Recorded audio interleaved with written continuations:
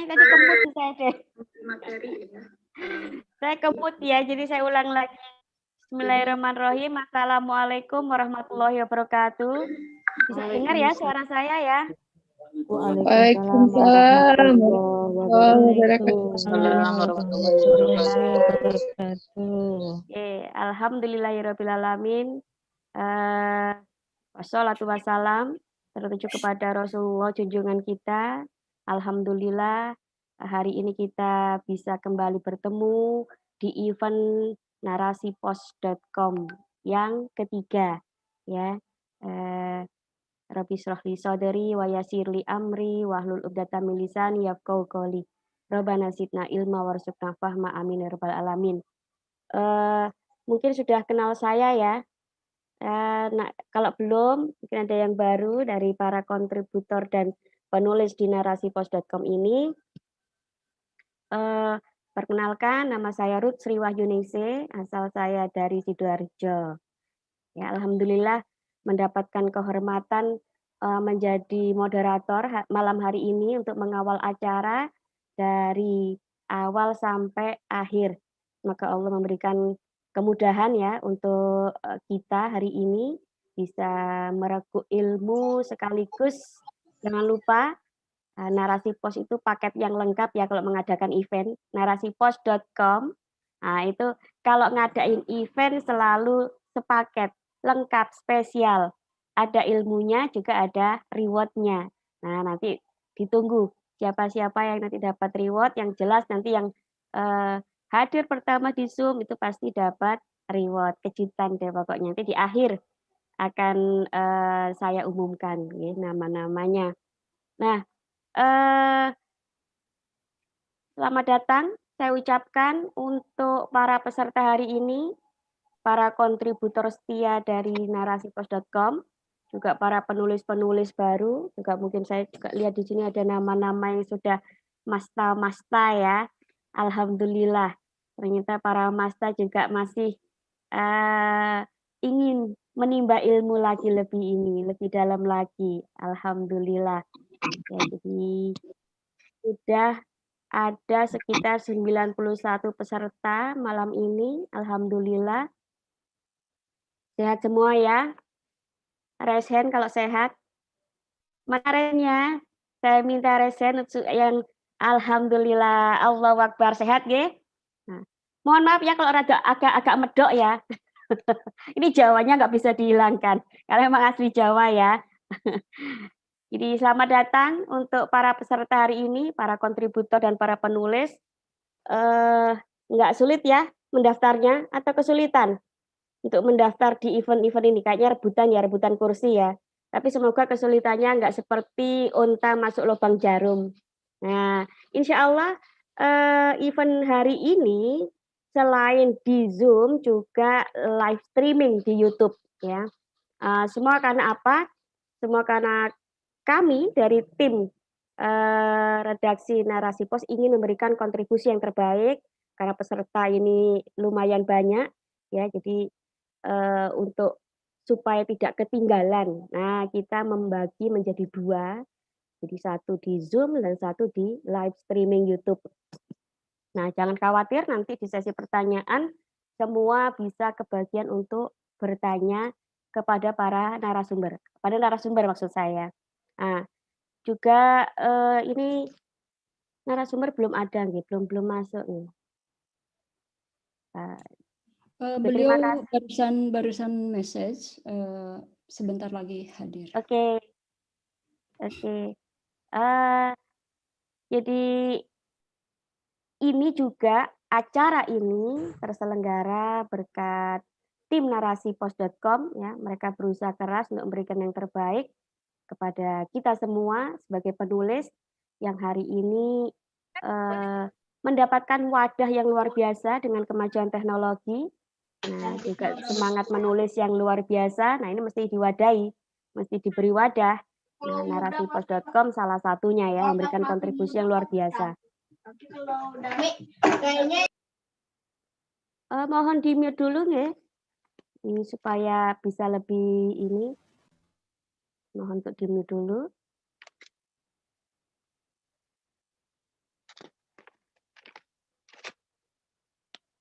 untuk lebih jelasnya ya, nanti kita acara demi acara supaya lebih berjalan lebih lancar, akan saya bacakan, susunannya ya. Pertama adalah pembukaan, kedua adalah pembacaan ayat suci Al-Qur'an, ketiga pemutaran video profil narasipos.com, kemudian keempat materi utama, kelima adalah tanya jawab, dan kemudian sekaligus closing statement dari narasumber. Kemudian yang keenam adalah video pengumuman pemenang challenge refleksi tahun baru. Nah, ini penasaran nih, siapa nih yang masuk nominasi, siapa yang kemudian menjadi pemenang. Nah, yang ketujuh, nih ciri khas dari narasipos.com ya, selalu ngasih challenge nih, motivasi untuk para penulis. Pengumuman video challenge yang kedua untuk bulan Februari, nanti di akhir acara akan kita umumkan. Nah, seperti yang saya bilang tadi ya, di awal, bahwa narasipos.com ini setiap kali mengadakan acara selalu sepaket. Ada ilmu, ada reward.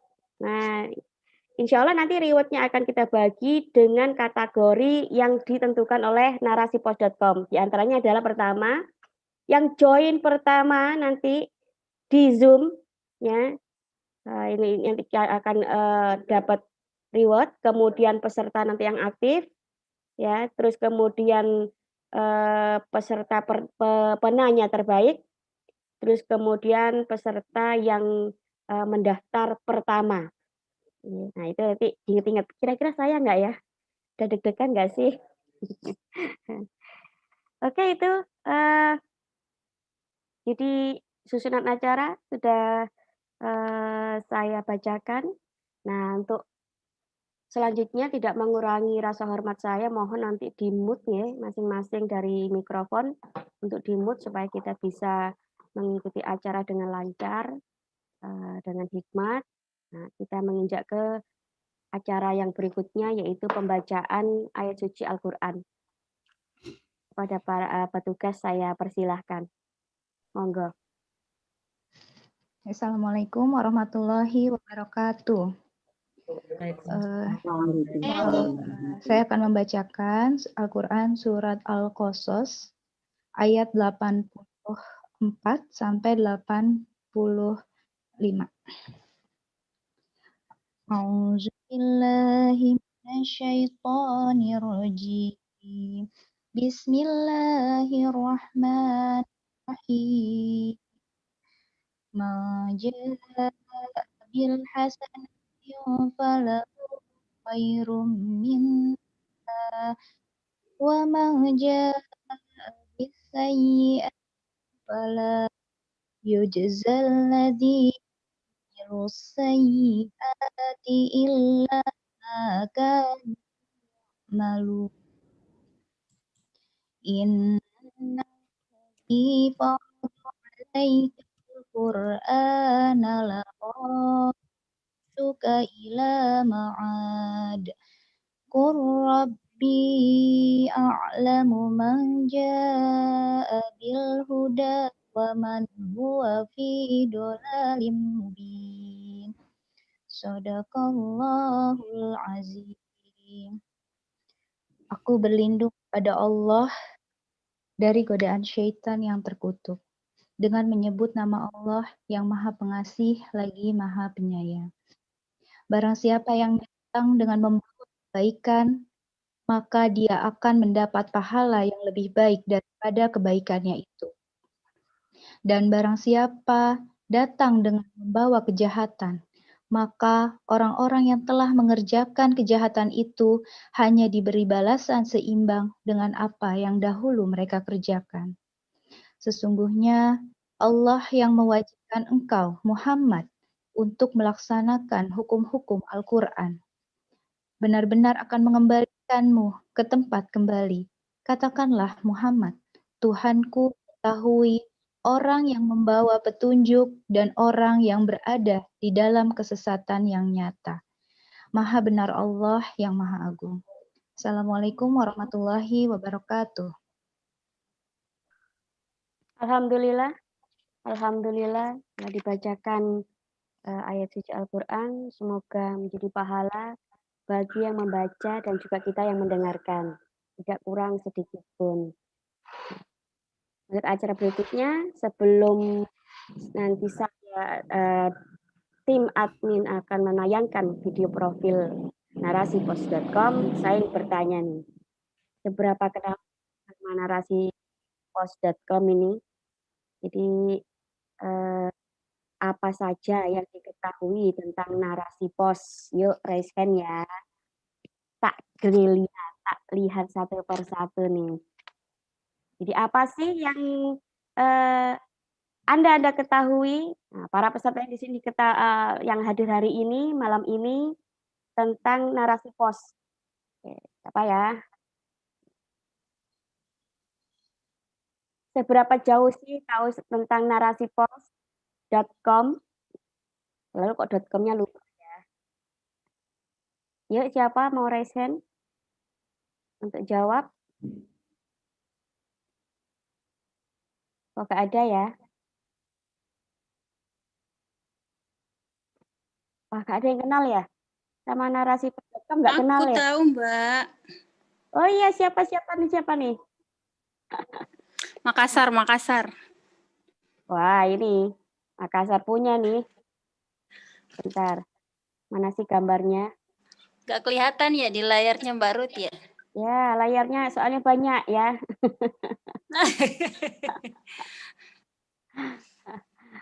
Mana resen lagi coba, biar saya lihat. Itu sudah hilang resennya. Oke. Kalau di HP saya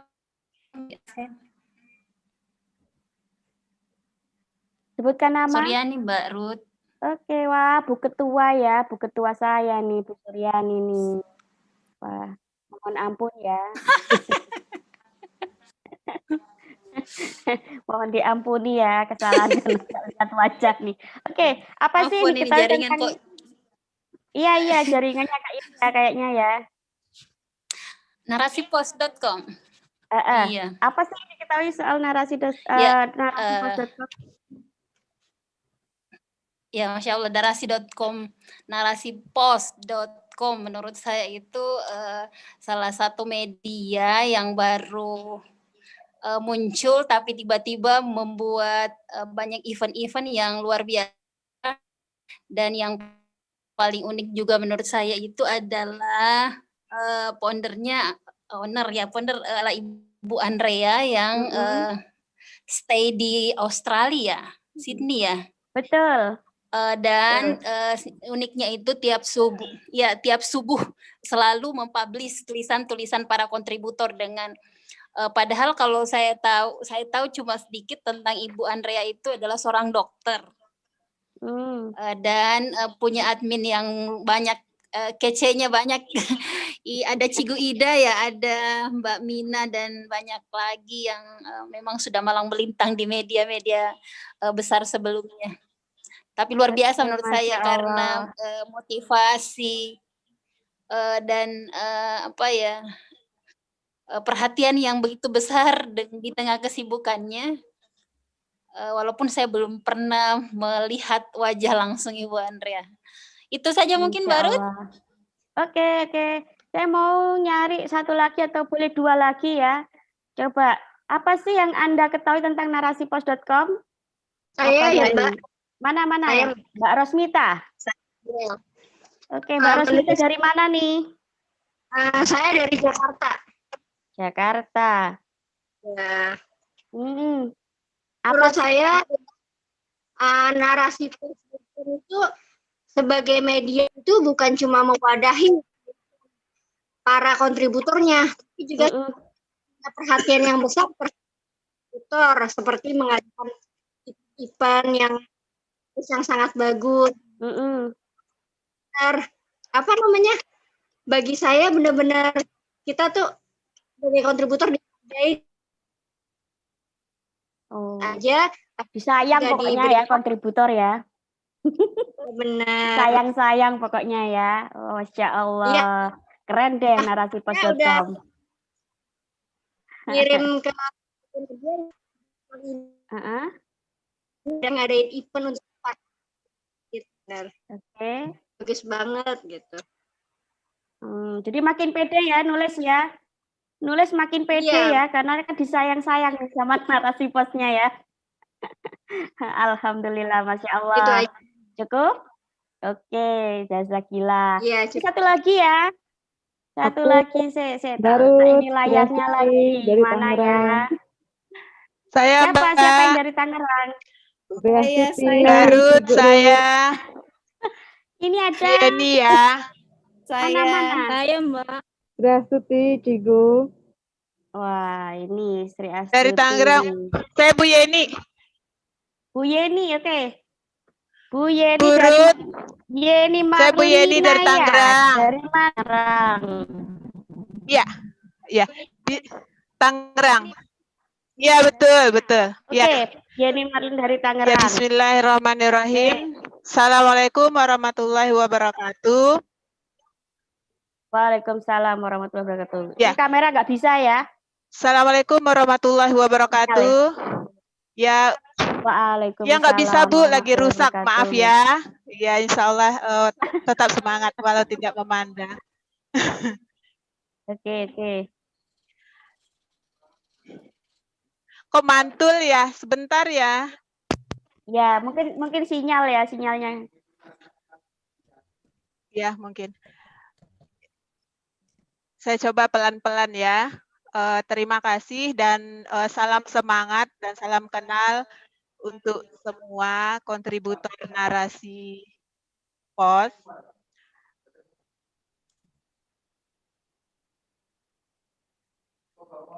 Ya, lanjut. Iya. Sinyal ya kayaknya ya. Dari saya sendiri terkait dengan respon saya terhadap narasi POS. Pertama, subhanallah ya, barakallah untuk Sister Andrea dan juga tim yang lainnya. Ya, mudah-mudahan ini bagian dari amal jariah ya, insya Allah. Saya langsung masuk ke pertanyaan. Pertama kali saya juga baru kenal dengan narasi POS. Ya, menurut saya ini subhanallah dan luar biasa dibandingkan dengan media-media online yang lainnya yang beberapa kali saya mengikuti dan mengirim-ngirim tulisan. Saya mengapresiasi sekali yang pertama itu dari brandnya. Brand narasi POS, ya saya hafalkan, yaitu cerdas dalam literasi media, bijak menangkap peristiwa kunci. Brand ini menjadi apresiasi tersendiri untuk menyemangati dalam memberikan pemikiran-pemikiran terkait dengan opini atau tulisan-tulisan yang akan disebarkan. Kemudian yang kedua, yang saya apresiasi juga media ini memang dikhususkan memberikan wadah gitu ya kepada kita para kontributor, para penulis gitu yang akan menggaungkan, membumingkan ide-ide Islam ideologis. Ini luar biasa menurut saya. Sehingga saya merasa mendapat wadah gitu untuk memberikan ide pemikiran yang bisa disebarluaskan. Dan juga yang ketiga yang saya interest juga media narasi POS ini juga menyebarkan opini bukan hanya secara lokal saja tapi juga secara internasional. Ini luar biasa menurut saya. Dan ya di samping hal-hal yang lain-lain ya, ada event-eventnya juga, kemudian juga dari para tim yang sangat apresiatif. Oke, cukup. Terlempar sinyal ya sepertinya. kayaknya. Terlempar barusan. Masih ada, Oh, cuman masih mungkin ada. sinyalnya hilang. Putus. Masih ada. Oke, saya cukupkan ya. Masya Allah, luar biasa. Jadi ternyata sambutan luar biasa terhadap narasipos.com. Nah, ini Maaf, terlempar. Memompa semangat baru baru. ya, masuk lagi. Ya. Oke. Ya, jadi memberikan itu saya cukupkan ya, 3 poin itu ya yang saya mengapresiasi dengan narasi POS. Semoga sukses selalu. Kemudian juga Oke, Mbak Ruth ya, makasih. Iya, makasih. Assalamualaikum warahmatullahi wabarakatuh. Insya Allah saya tangkap. Waalaikumsalam warahmatullahi wabarakatuh. Insyaallah saya tangkap maksudnya. Jadi intinya narasipos.com benar-benar memberikan kontribusi yang luar biasa kepada para penulis ya, ini juga semakin memberikan semangat, Iya Mbak Ruth, pompa ya, makasih. memompa semangat untuk ini ya, para tim redaksi. Oke, langsung saja ya, tanpa ini waktu lama, langsung kita saksikan tayangan video profil narasipos.com.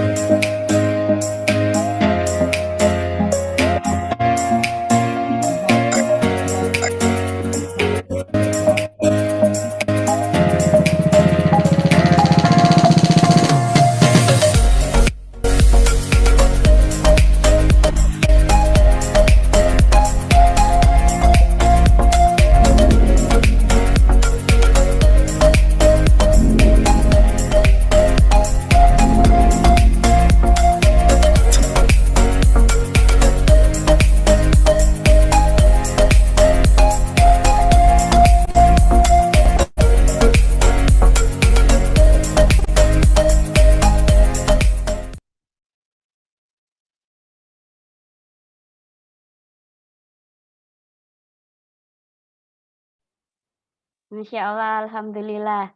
Mohon maaf, mohon bersabar karena mungkin ini ya gangguan sinyal karena kita memang terpisah pulau, terpisah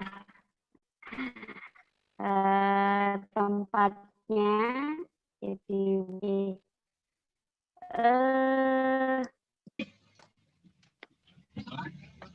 ternyata memang benar ya seperti yang disampaikan oleh para peserta tadi, ternyata memang narasipos.com benar-benar berusaha memberikan kontribusi yang terbaik ya di tengah-tengah persaingan media ideologis saya sepakat dengan beberapa peserta tadi.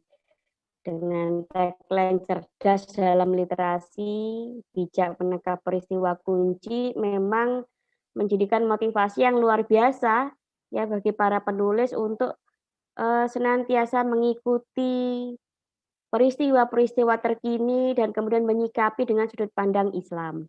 Nah, tapi ternyata ya sebagai penulis itu kan nggak sekedar ya banyak kendalanya dan tidak semudah berbicara. Lebih enak ngomong daripada nulis begitu ya, banyak dikeluhkan oleh para penulis. Jadi bisa jadi mulai dari ide yang mampet, kemudian ide yang mandek di tengah jalan. Terus ini aku itu enaknya nulis genre apa, ya terus macam-macam lah. Terus kok kalau kirim ke media itu kok ternyata sampai berapa kali itu gak tayang-tayang, ya seperti itu ya. Udah nulisnya kayaknya sudah paling bagus deh, paling optimal ternyata tidak tayang-tayang. Nah, ini apa sih yang salah? Terus apa sih yang harus diperbaiki? Nah, ternyata hari ini, malam ini temanya adalah menulis dengan jiwa. Jiwa itu kan ruh ya. Perasaan kalau nulis itu pakai tangan deh atau pakai ngetik dengan keyboard. Apa sih yang dimaksud dengan menulis dengan jiwa? Ya, kita sapa pemateri kita malam ini ya, sudah hadir belum ya? Assalamualaikum Ibu Asri. Mana ya? Sudah hadirkah di sini beliau? Waalaikumsalam warahmatullahi wabarakatuh. Suaranya kok kecil, Cikgu? Iya, saya Suaranya kok juga kecil? dengar Mbak Ruth juga kecil banget nih. Oh, gitu ya? Saya bisa keluar dulu nggak ya, nanti masuk lagi? Oh, oke. Admin tolong ya di-admit ya.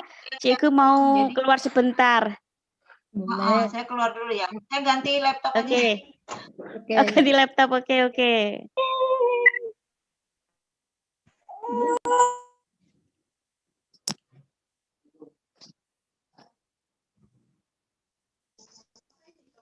Ya, alhamdulillah ya kehadiran narasipos.com ini narasipos.com ini benar-benar memberikan tadi ya seperti saya bilang memberikan warna yang luar biasa terhadap gairah dakwah hari ini ya.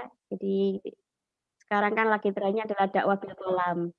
Ya, di mana penulis-penulis ideologis membutuhkan wadah dan narasipos memberikan sesuatu yang luar biasa, umpan yang luar biasa. Ya. Bahkan tadi ada yang merasa enak nih disayang-sayang sama narasipos ya. Sebagai kontributor. Kalau di chat saya baca mereka dikumpulkan dalam satu grup. Nah, ini bagian dari periayahan. Nah, semoga juga setelah ini makin semangat ya, setelah mendapatkan materi ini makin semangat, semangat menulisnya terus meningkat dan tetap setia untuk kirim terus tulisannya di narasipos.com. Oke, Cikgu sudah hadir belum ya?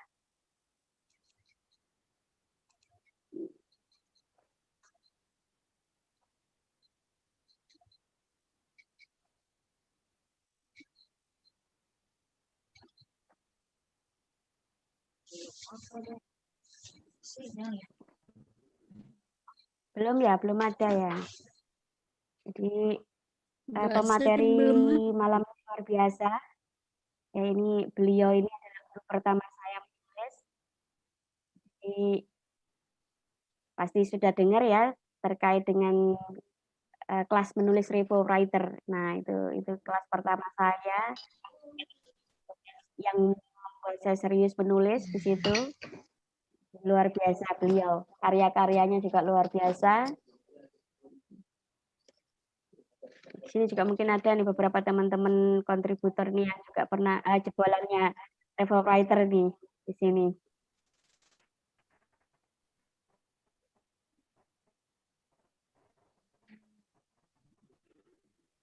Mbak Asri belum hadir. Belum masuk ya? Sinyal mungkin ini ya.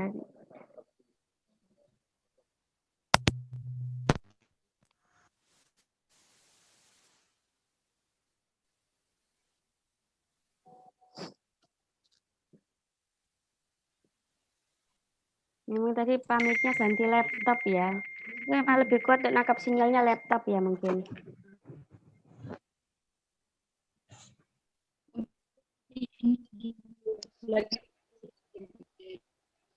Iya. Assalamualaikum.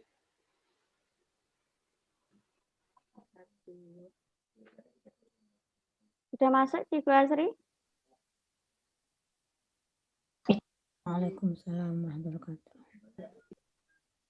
Assalamualaikum Mbak Ruth. Waalaikumsalam. Alhamdulillah Cikgu.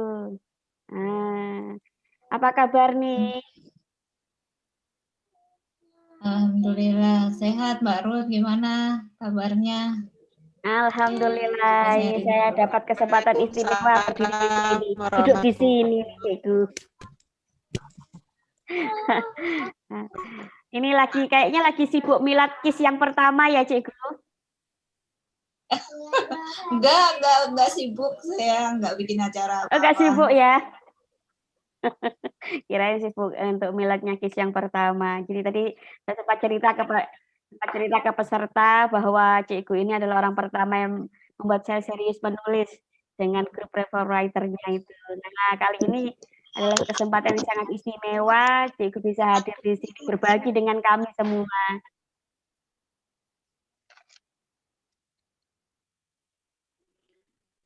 Oke, nggak berlama-lama ya karena waktu juga terus berjalan.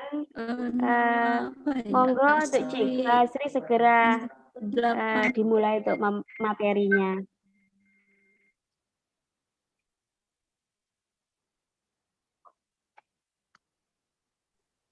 Oke, sebentar, Mbak.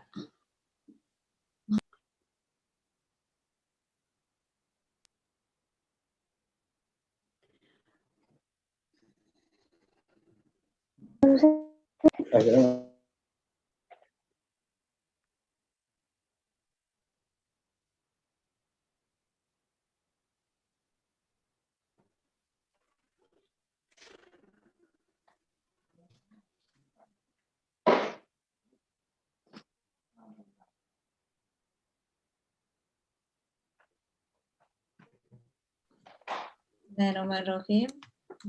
Assalamualaikum warahmatullahi wabarakatuh. Waalaikumsalam warahmatullahi wabarakatuh. Nastaghfiruhu wa na'udzu billahi min syaitanir rajim. Laki boleh pala. Lo nada di mana rapat pas tujuh na pasti jangannya itu na sabit na perlu boleh kan rapat pas tujuh na pasti jangannya itu na sabit na perlu Para pesertanya biar kita bisa mendengarkan penjelasan.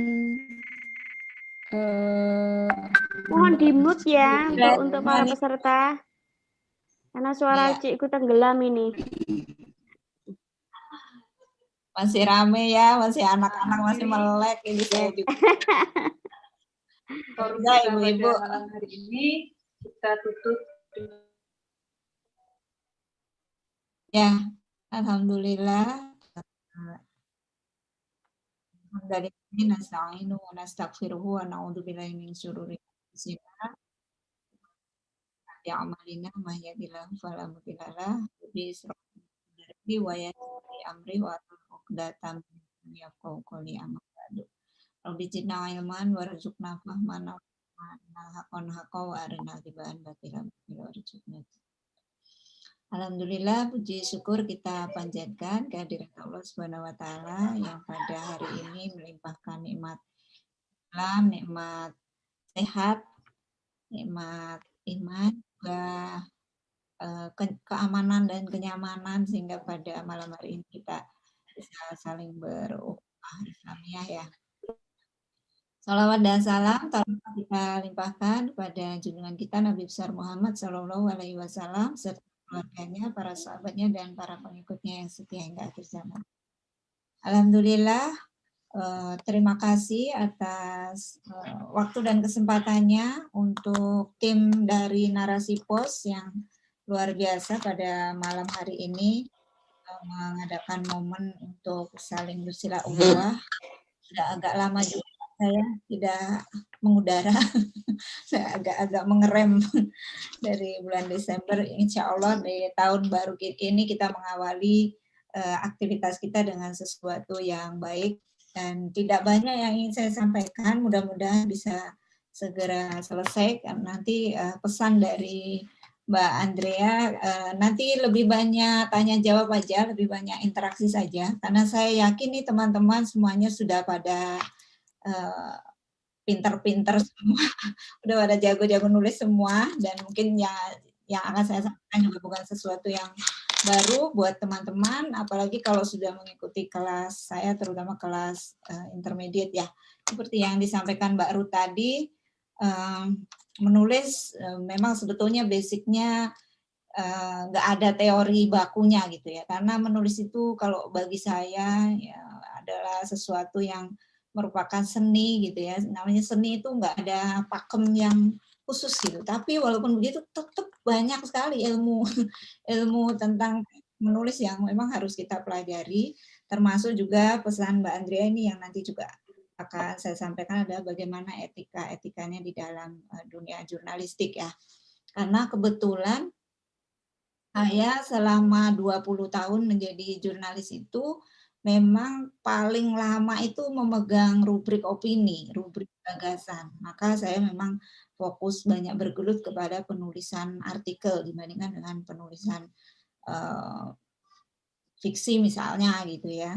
Jadi selama menjadi redaktor di rubrik opini itu ya banyak hal yang bisa saya sampaikan nanti ya berdasarkan pengalaman, dan ini perlu nanti juga menjadi perhatian dari teman-teman ya.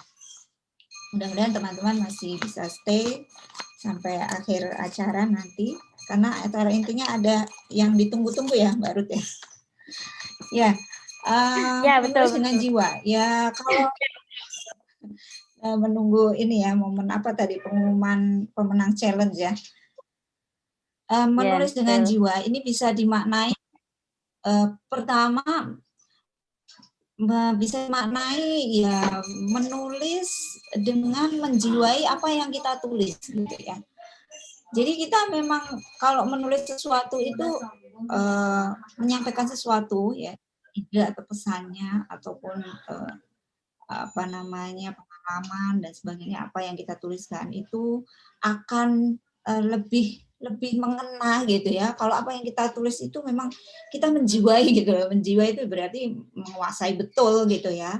Bahkan mungkin itu bisa menjiwai itu bisa berangkat dari pengalaman, bisa berangkat dari fakta yang memang kita berhadapan langsung gitu kan. Bisa juga menulis dengan jiwa ini dimaknai bahwa tulisan yang kita tulis itu memang mengandung roh yang betul-betul hidup, yang merasuk ke dalam jiwa pembaca ya, sehingga tulisan itu tuh bisa membangkitkan atau setidaknya kalau menurut bahasa saya tuh melibatkan panca indera gitu loh ya, sehingga orang itu kalau membaca tulisan kita itu ada bisa memunculkan ekspresi gitu ya, ekspresi entah itu berupa kegeraman, entah itu berupa kemarahan ataupun juga ekspresi kesedihan ya, atau ekspresi apalagi ya yang melibatkan panca indera gitu ya. Pokoknya orang itu emosional gitu ya, emosional atau tulisan kita itu betul-betul bisa menancap kuat di dalam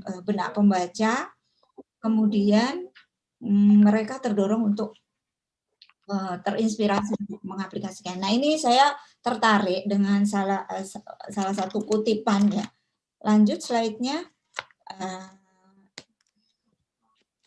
Benjamin Franklin dari Amerika Serikat, ini tokoh dan presiden Amerika yang cukup berpengaruh, itu membuat satu kutipan ya, tulislah sesuatu yang layak dibaca atau lakukan sesuatu yang layak untuk ditulis.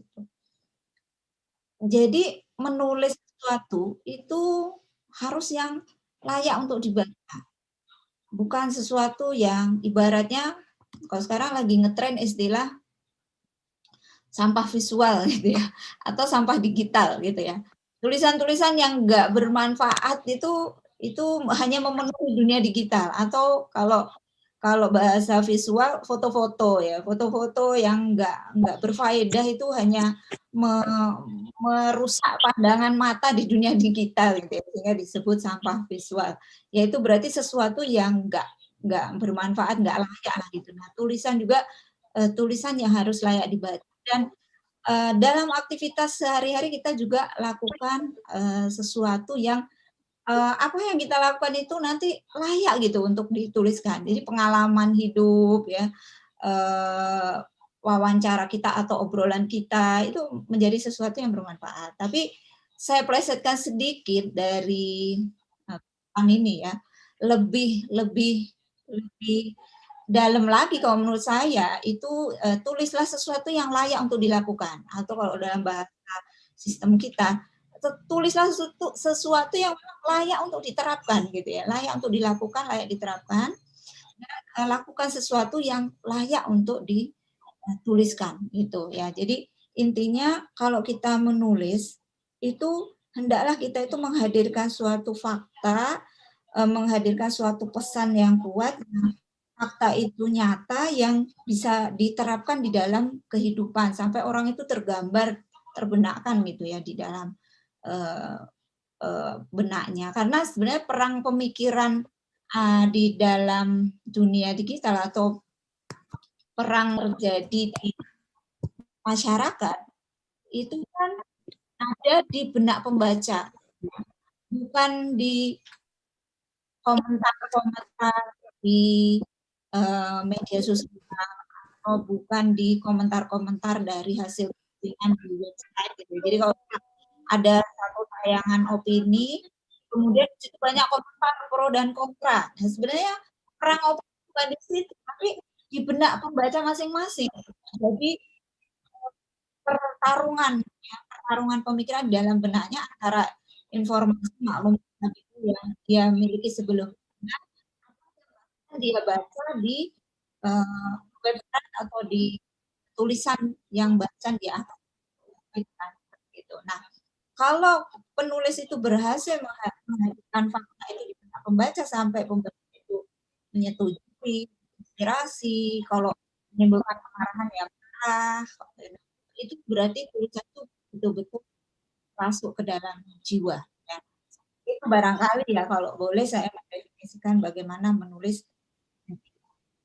Apalagi memang kalau kita boleh saya mendefinisikan.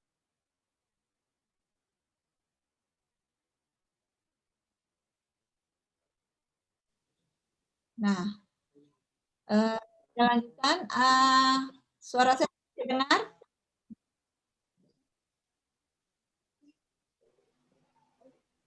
Insya Allah terdengar. Terdengar, Cikgu.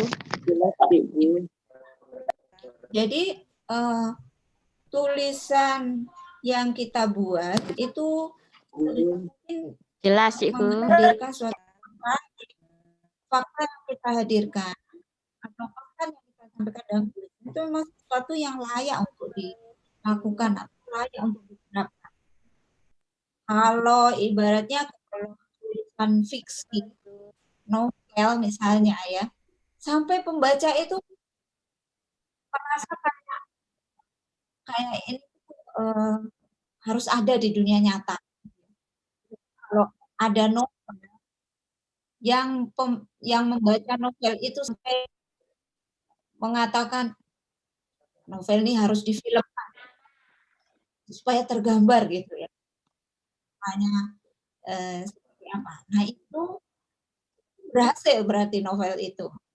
Itu novel yang bagus sampai orang itu ingin tahu deskripsi katanya dalam suatu adegan scene gitu ya.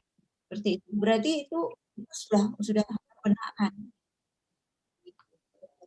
gitu ya. Nah, oleh karena itu tulisan yang memang harus tulisan yang sifatnya itu kayak kata Buta itu gitu ya. Jadi orang tuh harus gitu. Jadi tulisan yang memberikan, karena salah satu keberkahan ilmu itu kan ilmu itu bersifat sebagai solusi, yaitu bisa menjawab persoalan-persoalan umum. Kalau ilmu sains hanya untuk kepuasan intelektual, itu tidak ada keberkahannya. Ilmu itu harus yang aktif dalam konteks ya memang bisa menyelesaikan persoalan gitu ya. Terus lanjut.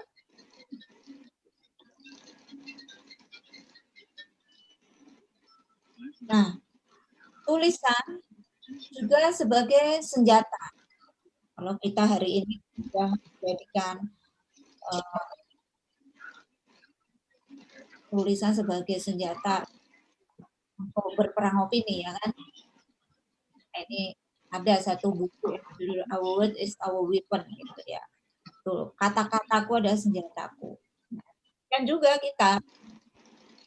Nah, itu senjata itu berarti harus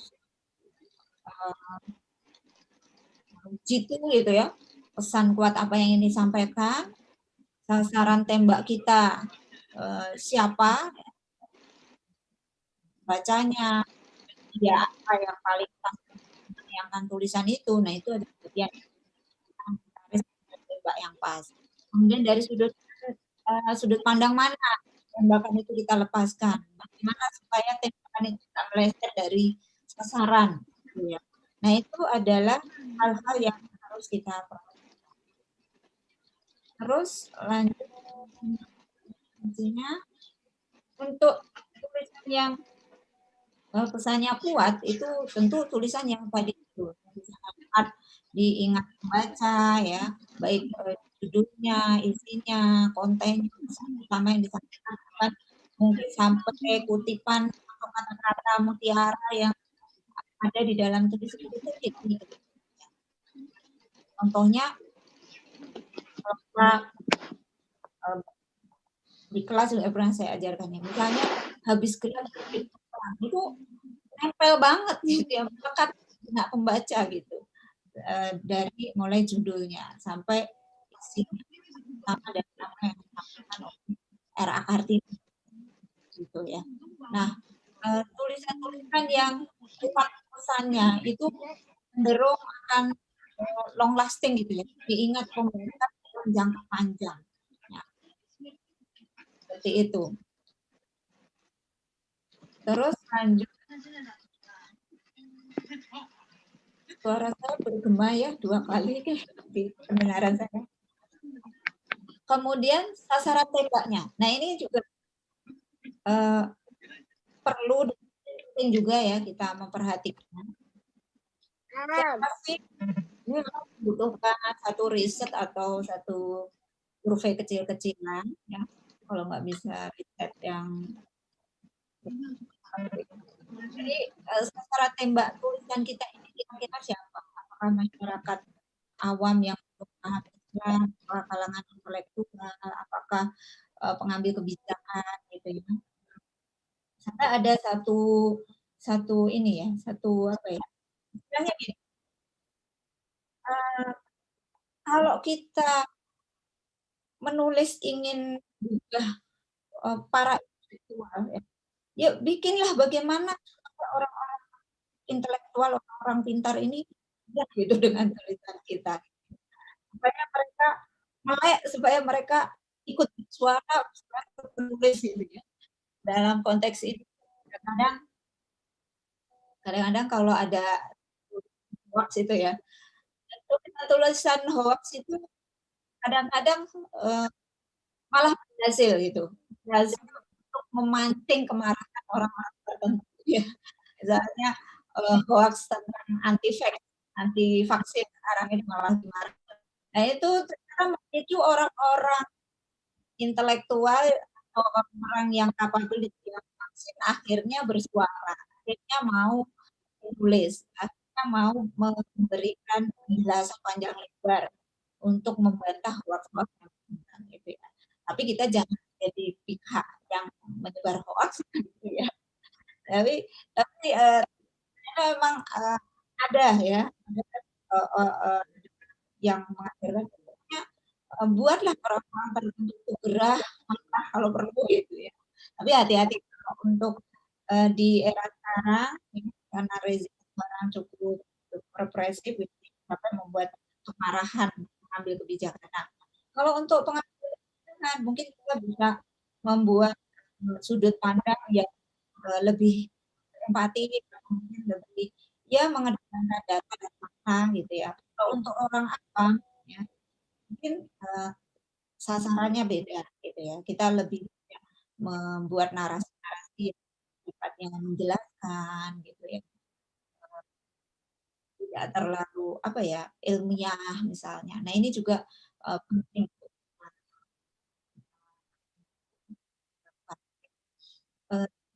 Teman-teman jangan khawatir kalau saya nulis kayaknya bahasa saya nggak intelek banget ya, mungkin itu justru cocok untuk masyarakat awam gitu.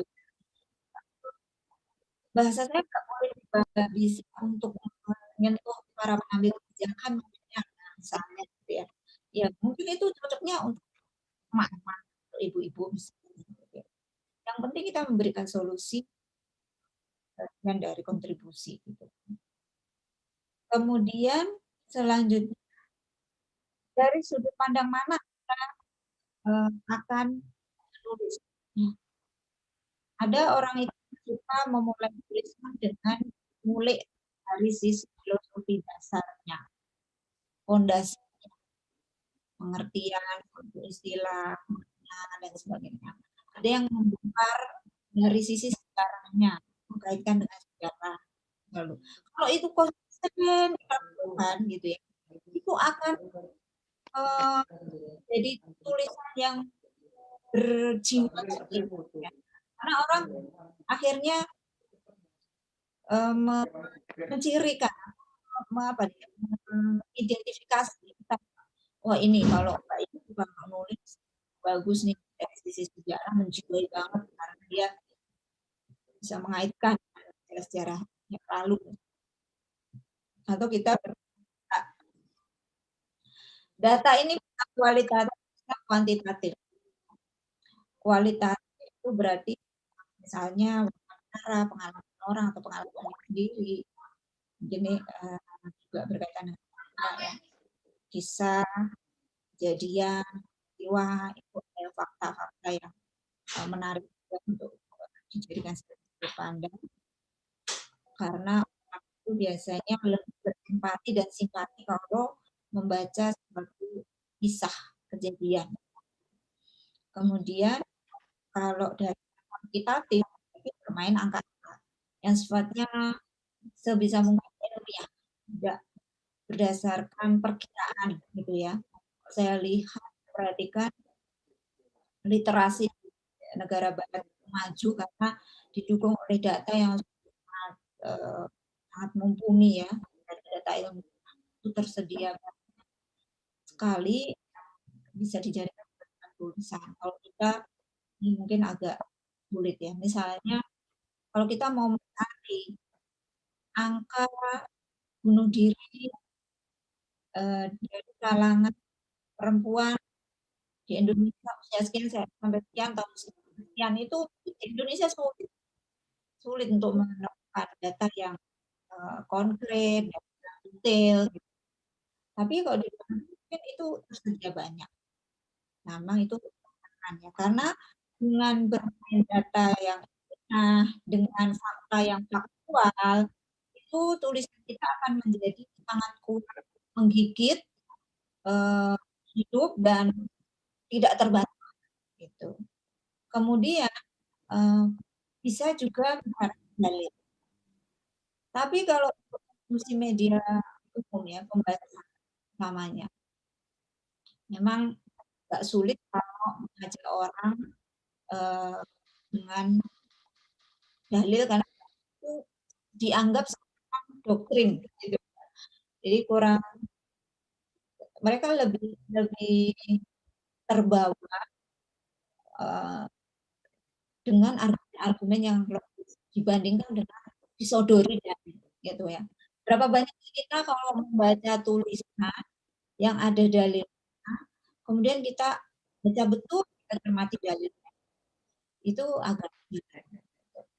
Tapi untuk kalangan tertentu, kayak orang yang sangat sense of religion ya, gitu ya, atau yang pokoknya yang fokus keagamaannya tinggi, misalnya mereka memang fokus ke kitab-kitab, itu penting sekali untuk menghadirkan dan ya. Terus lanjut, nah ini sudah tidak meleset apa yang ingin saya sampaikan tadi, analisis ilmiah, hindari menulis itu tanpa ada ketakutan di dalam paragraf kita. Misalnya mungkin, ya, kata mungkin, ada kata apa ya, yang kira-kira gitu. Seperti itu. Jadi sebisa mungkin sih analisis itu yang ilmiah, yang memang datanya mendukung. Kemudian argumentasi yang mematahkan argumen-argumen yang lain di luar argumen hujah yang tidak terbantahkan. Itu ya semacam dalil atau juga yang data yang tidak terbantahkan. Kemudian kesimpulannya ini memang kita tulisan yang sifatnya artikel atau opini gitu ya. Kemudian ini yang juga ingin saya sampaikan, saya yakin kalau teman-teman sih sudah biasa mungkin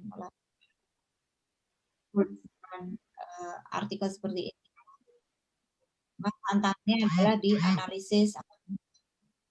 Kalau hujah atau dalil itu untuk. Terus lanjut sedikit lagi. Nah, ini yang perlu juga kita perhatikan karena tulisan itu tidak cukup mengutamakan etikanya, ya. Karena tulisan ini juga kalau ada istilah mulutmu harimaumu, kalau kita sebagai penulis tulisanmu harimaumu, hati-hati tulisan kita sebelum kita lempar ke publik, jangan sampai menimbulkan ya hal-hal yang tidak kita inginkan, ya, misalnya merusak reputasi kita sendiri karena ternyata ada dalil atau hujah yang salah atau ada data tidak akurat, gitu kan, seperti itu. Kemudian kalau awal tadi dikatakan tulisan itu adalah senjata, maka ingat senjata pun bisa makan tuan gitu ya, senjata makan tuan. Gitu. Jadi kita harus hati-hati, teliti gitu ya. Kemudian juga harus banyak menimbang rilis tulisan, bukan berarti kita takut, tapi jangan sampai tulisan kita itu nanti menjadi buat diri kita sendiri, karena sebagai senjata padahal kamu juga bisa sendiri gitu, berbalik ke kita. Ini biasanya sih memang orang-orang yang ini ya kayak Denny Siregar gitu kan, itu sering membuat blunder. Membuat blunder itu dia mengatakan pernyataan yang nanti bantah sendiri ternyata menyatakan tuh nggak gue gitu, fakta gitu, ternyata hoax, dia mengomentari padahal faktanya apa gitu, seperti itu. Nah, itu jangan sampai terjadi. Kemudian etika di jurnalistik ya. Lanjut, dalam kode etik jurnalistik ya, ini juga yang harus diperhatikan, kita sudah mulai belajar ya untuk senantiasa tulisan seorisinal mungkin ya, seasli mungkin ya. Teman-teman kita sudah dibekali ya, cara mengecek tulisan kita itu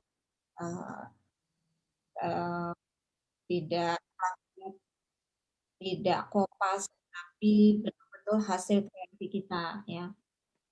Di kelas internet saya ajarkan dengan teknik parafrase, atau mungkin di dunia literasi dikenal juga menulis ulang. Kita boleh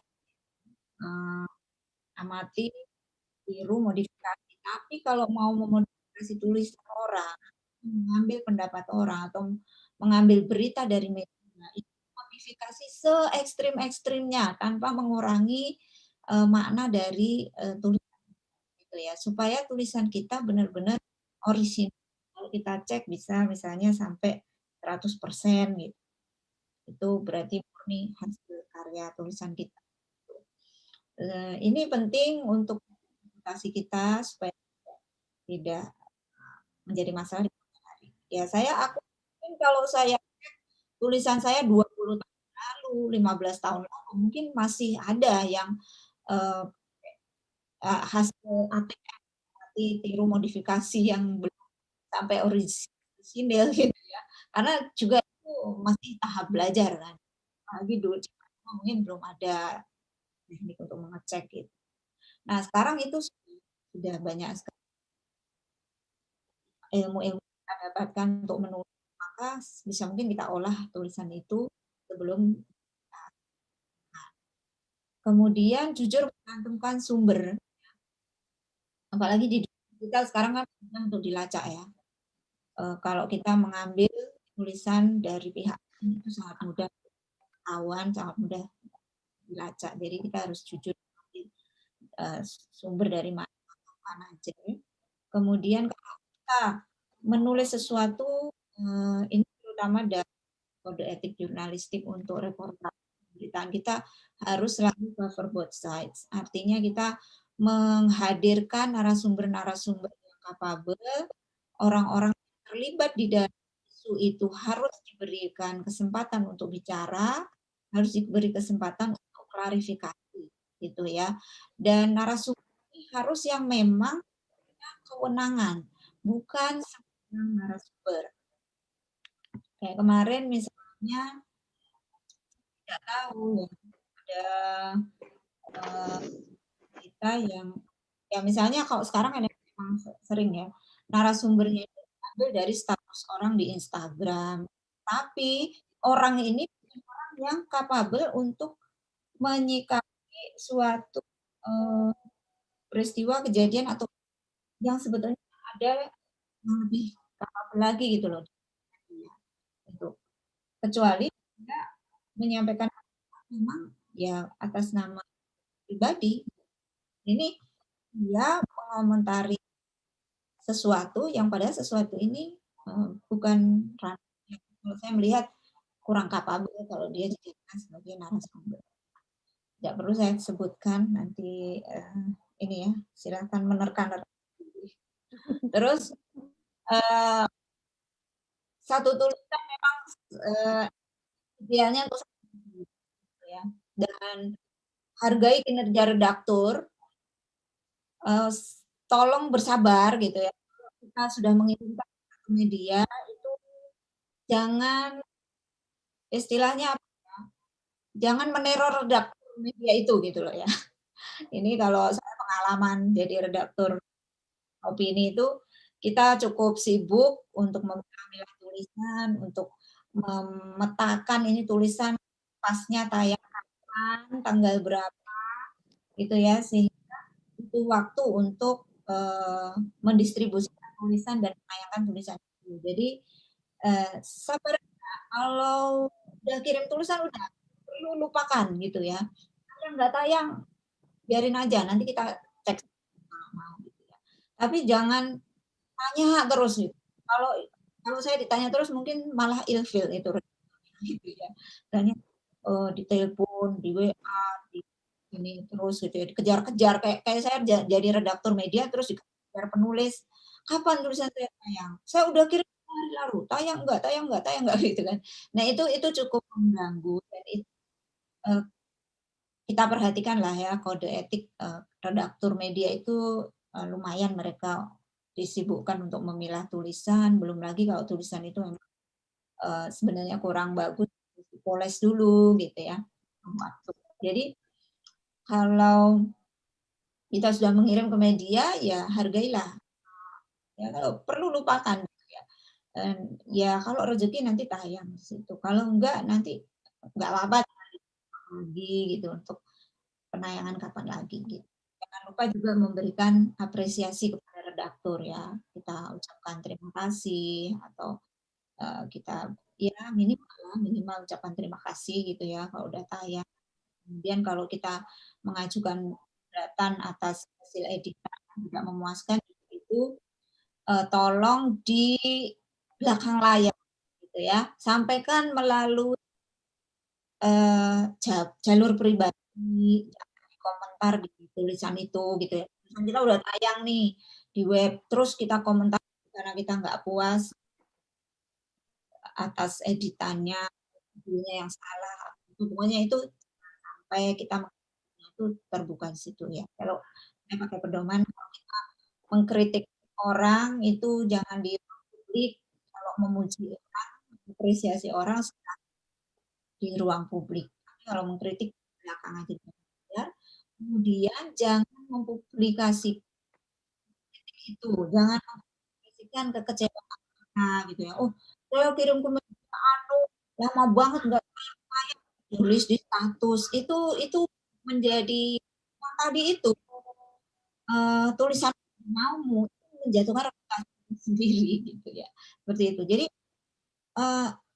mental penulis, etika seorang penulis juga penting kan supaya kita betul-betul menjaga profesi kita sebagai penulis walaupun disebut profesi kita belum menghasilkan misalnya gitu ya belum menghasilkan uang tapi kita kan sedang gimana ya kita membangun reputasi jangan sampai reputasi itu hancur karena hal-hal sepele jangan mempublikasikan misalnya kekecewaan yang seperti itu jadi langsung saja kalau memang kita kecewa itu langsung dikirim ini jalur ini saya tuh pernah beberapa kali saya itu di Kopas sumber gitu ya.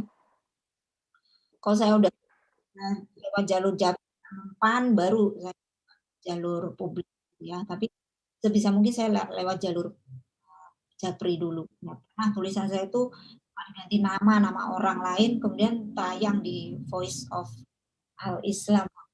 Nah, saya email aja. Saya baca di Facebook yang Kopas itu, tapi saya nggak komentari, biarin aja. Terus saya langsung jalur ke redaktur Voice of Islam aja. Karena karakter dasar manusia itu memang tidak suka dikritik ya. Kita lebih suka diapresiasi. Jadi lebih baik jalur jadi jangan sampai nah, ini juga harus diperhatikan. Terus lanjut kayaknya udah habis.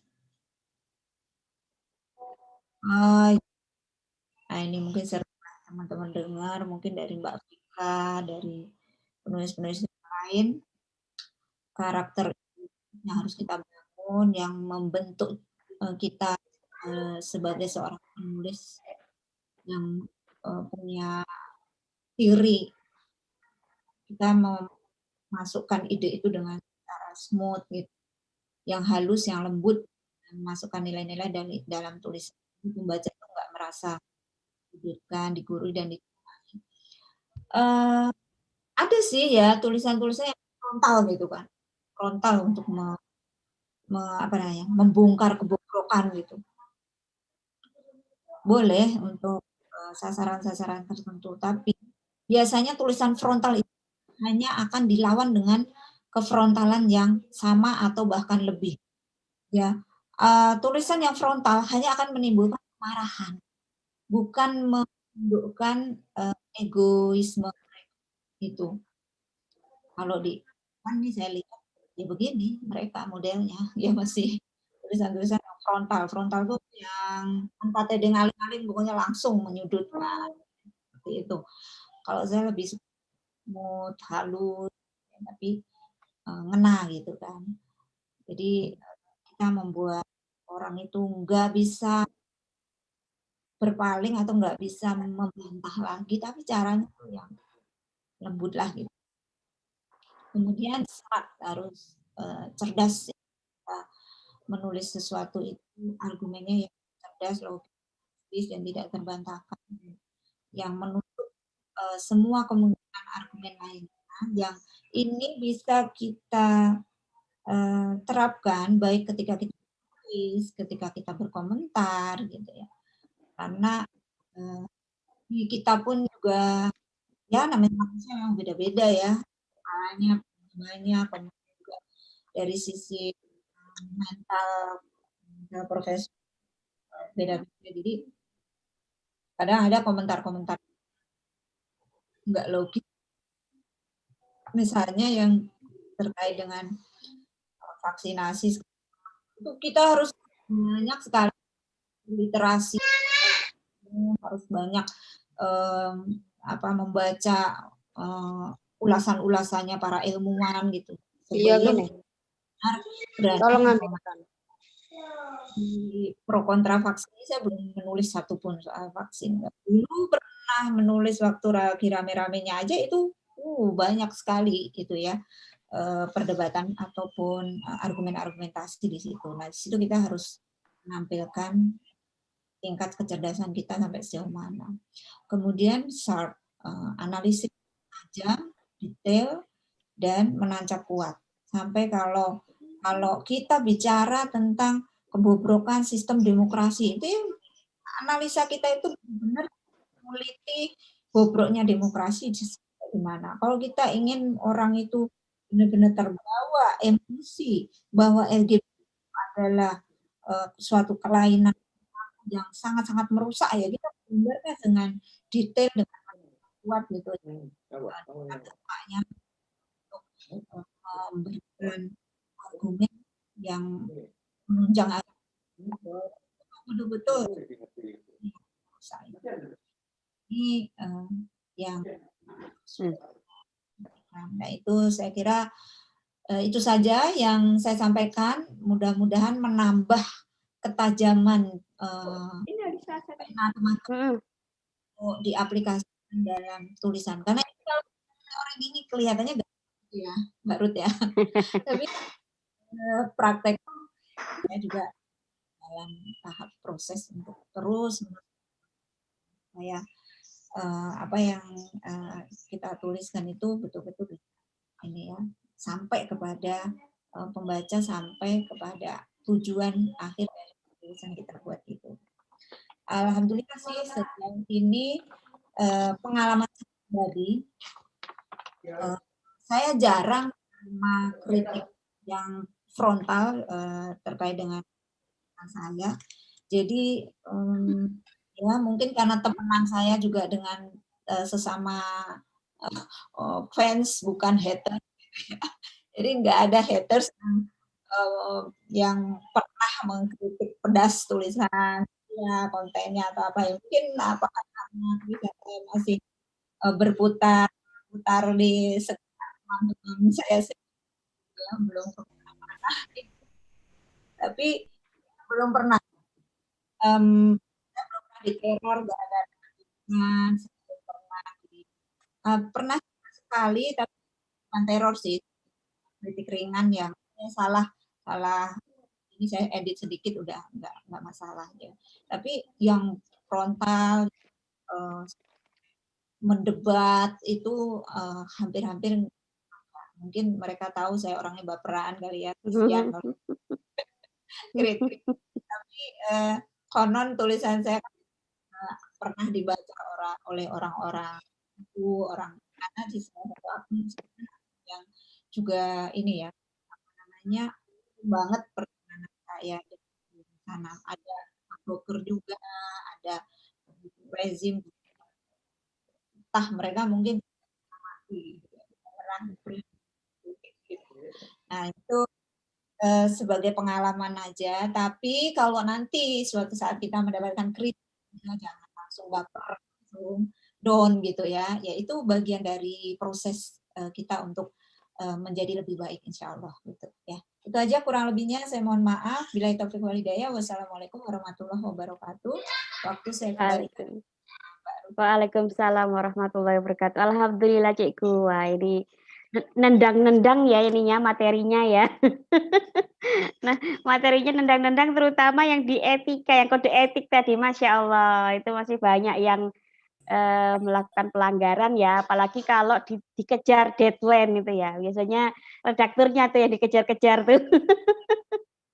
Kenapa kok belum tayang? Kenapa kok ini gitu ya redakturnya biasanya yang di ini kan.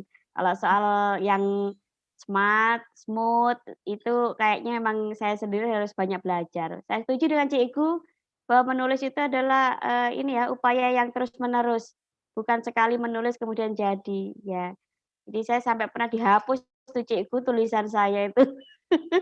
Tidak ditayangkan mungkin saking nganunya ya, saking tajamnya ya. Nggak pandai mengemas ya, tapi dengan terus latihan insya Allah ini. Oke, kayaknya nih wajah-wajahnya sudah pada penasaran ya. Oh gitu ya, oh ternyata begitu dan lain sebagainya. Mungkin kalau digambarkan ya, mungkin sudah banyak yang mau ditanyakan. Mohon tetap di mute untuk mikrofon masing-masing. Saya akan nanti melihat yang raise hand ya, untuk melihat yang raise hand untuk bertanya kepada Cikgu. Oke. Siapa yang mau raise hand, jadi tetap di mute supaya ini ya sinyal kita tidak stabil memang malam ini. Sinyal kita tidak stabil jadi supaya lebih tertib tetap di mute. Nanti kalau kemudian saya sebut nama baru dibuka ya mute-nya. Oke. Ini ada wacana edukasi. Oke. Silakan wacana edukasi untuk bertanya.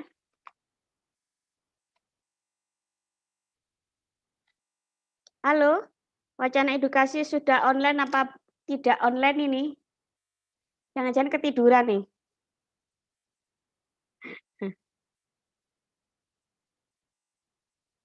Ini saya hitung loh ya, saya hitung sampai 5 loh ya. Kalau nggak jawab saya tinggal loh ya. Siapa ini wacana edukasi ini? Yuk. Nggak ada ya? Saya beralih ke yang lain. Oke. Di sini. Bentar.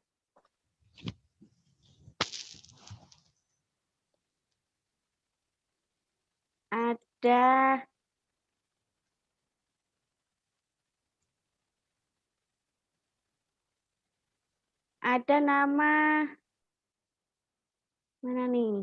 Bentar.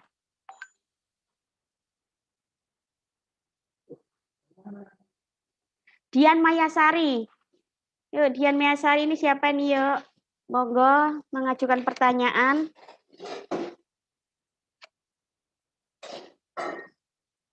Silakan silakan di unmute. Dian Mayasari.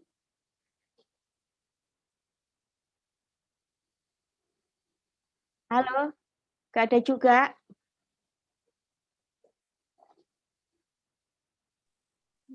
Nggak ada juga. Kayaknya nggak ada deh ya. Kita beralih ke yang lain. Saya coba baca di chatting ya. Ini dari MZ Aisyah Jayapura. Wah, Masya Allah. Ujung Timur Indonesia ya. Ujung Timur Indonesia menyempatkan untuk bertanya hari ini. Assalamualaikum. Izin bertanya Cikgu, perkenalkan saya Aisyah dari Jayapura. Saya baru aja di dunia literasi. Bagaimana cara kita menganalisis fakta agar analisis kita itu nyambung dan lebih tajam. Ini kesulitan saya selama ini dalam menulis. Cikgu mau langsung jawab? Atau nunggu pertanyaan lain? Nggak apa-apa sambil saya jawab. Oke, oke Cikgu. Dari Mbak, MZ Aiza. Mbak Aisyah dari Jayapura. Mm-mm. Bagaimana cara menganalisa biar tajam? Sekarang bagian terberat dari menulis opini atau menulis artikel itu memang bagian analisa ya. Bagaimana kita mengkaitkan suatu fakta dengan kesimpulan, perlu jembatan berupa fakta. Nah, caranya ya kita harus banyak-banyak referensi, banyak-banyak membaca, apalagi kalau itu bukan suatu bidang yang kita geluti, ya berarti kita perlu wacana pendapat dari ahli yang berkaitan dengan bidang itu. Nah, itu cara kita menganalisa. Kita terus terang memang banyak membaca ya, banyak membaca, banyak mencari referensi yang terbaik itu. Kemudian cara menganalisanya, pisau yang kita pakai itu bisa dari sudut pandang. Misalnya kalau ada suatu isu atau fakta, bisa kita analisa dari sisi misalnya dari sisi latar belakang fakta itu kenapa bisa muncul, kemudian pro dan kontraknya dari fakta itu ataupun juga dampak adanya fakta atau itu misalnya positif dan negatifnya apa gitu. Kemudian pendapat orang terkait dengan fakta itu atau pendapat ahli terkait dengan fakta itu dan sertakan juga dengan data-data yang menunjang gitu. Misalnya kalau saya tentang bahaya bencana demografi, yaitu bahaya dari rendahnya angka kelahiran. Saya harus data tentang defisit atau apa namanya angka kelahiran ini berapa.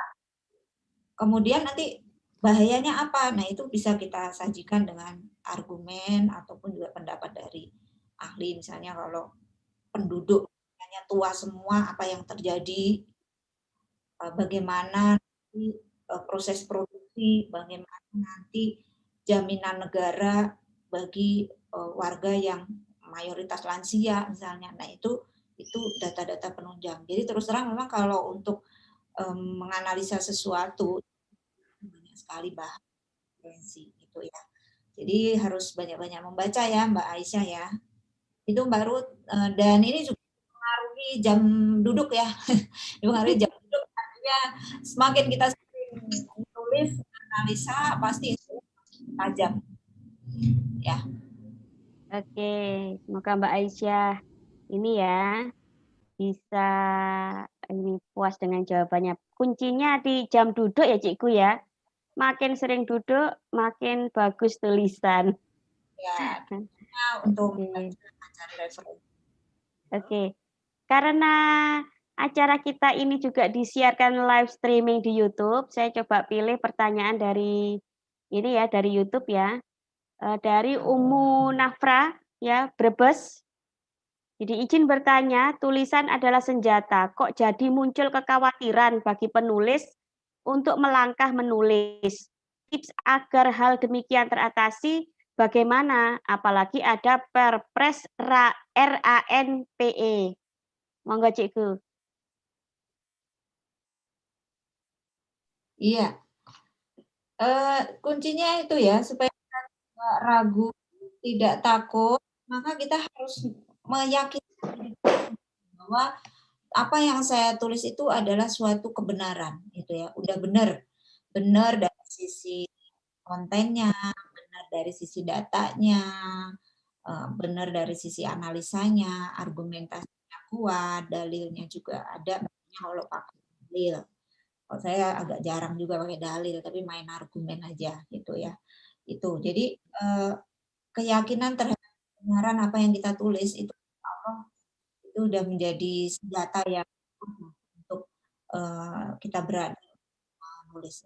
Jangan takut kalau tulis itu benar, insya Allah akan sangat ya, membaca dan tidak bisa dijerat lah gitu ya. Yang banyak kasus terjerat oleh aparat itu kebanyakan adalah hoax. Orang yang menyebarkan hoax itu sumir, bahasa jurnalis sumir. Tulisan sumir tuh sumbernya nggak jelas dan nggak akurat, yang argumennya nggak kuat seperti itu. Jadi sepertinya asumsi atau wacana penulis saja kurang objektif kayak gitu-gitu. Walaupun karena subjektivitas penulis ya. Tapi data fakta harus objektif gitu. Jadi jangan takut. Yang penting kita yakin. Kalau misalnya kita ragu, ya udah nggak usah nulis itu. Kita nulis yang kita yakini kebenarannya. Karena bagaimanapun di era ini, apalagi aku muslimah itu keamanan harus nomor gitu ya. Keamanan harus nomor satu. Gitu. Jangan terlalu apa namanya ya, sembrono, buat sembrono sih, jangan terlalu heroik juga gitu ya. So heroik, yang penting saya mau nulis hantam promo aja gitu ya. Ini tetap kita harus ini ya, memperhitungkan sendiri. Yang penting kita juga paham atau tadi yang perpres ya, sisi mana yang menjadi kelemahan atau menjadi senjata untuk senjata untuk menekan penulis gitu ya. Insya Allah kalau benar ya kita berani ya. Dan kalaupun kita masalah itu ya suatu kemuliaan kalau kita mendapat masalah karena membela kebenaran gitu. Yang menjadi masalah adalah kalau kita nulisnya yang hoax tadi gitu kan. Nah, sehingga bukan ya sampailah gitu ya. Jadi betul-betul harus dipastikan. Jadi jangan takut. Terus mangga Mbak Ruth. Gitu ya Cikgu ya. Kalau takut malah nggak nulis ya. Kalau takut malah nggak nulis dan mungkin malah jadi apa ya, berpengaruh terhadap ini ya, kelanjutan narasi-narasi yang memojokkan itu ya, terus berkembang, tidak ada informasi yang mengimbangi, mungkin tambah parah ya. Ya, harus punya keberanian, asal bisa bermain cantik ya. Oke.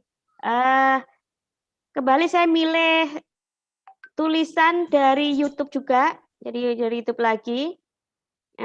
Ini dari Cikgu Miliani Palembang. Dari Miliani Palembang, izin tanya Cikgu, bagaimana membangun kekuatan tulisan, terutama tulisan analisa politik agar tetap smooth, tanpa kesan frontal, misal kita menganalisa rencana aksi nasional penanggulangan ekstremis.